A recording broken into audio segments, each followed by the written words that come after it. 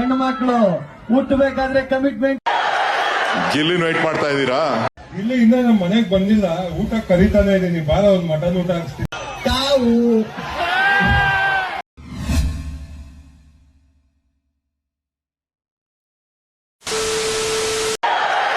ಗಿಲ್ಲಿನ wait ಮಾಡ್ತಾ ಇದ್ದೀರಾ?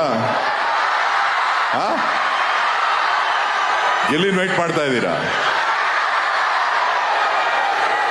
ಈಗ ಅಲ್ಲಿ ತಿಮ್ಮೇಗೌಡನ ದೊಡ್ಡಿಯಿಂದ ಬಿಟ್ಬಿಟ್ಟು ಬಂದಪ್ಪ. ಈಗ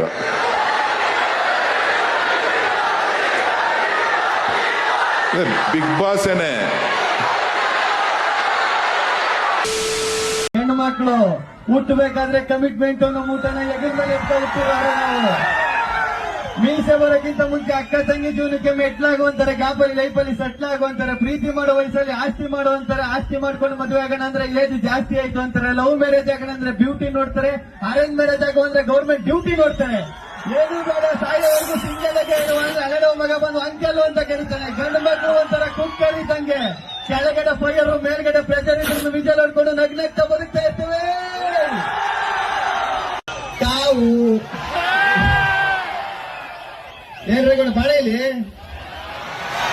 ನಿಜವಾಗ್ಲೂ ನನಗೆ ಸಿಕ್ಕಾಬಟ್ಟೆ ಭಯ ಇತ್ತು. ಈಗಲೂ ಒಂದು ಸಾಯಿಸ್ಬಿಡತ್ತಾಗೆ ಮಾತಾಡ್ತೀನಿ. ನಿಂಗೆ ಹತ್ತಿಕ ರಘೋಣ ಹೇಳಪ್ಪ ಗಿಲ್ಲಿ, ನಾನು ಫೋನ್ ಮಾಡಿಲ್ಲ, ನೀನ್ ಹೇಳಪ್ಪ ಅನ್ನೋಕೆ. ಹುಷಾರಾಗಿದ್ದೀಯಾ?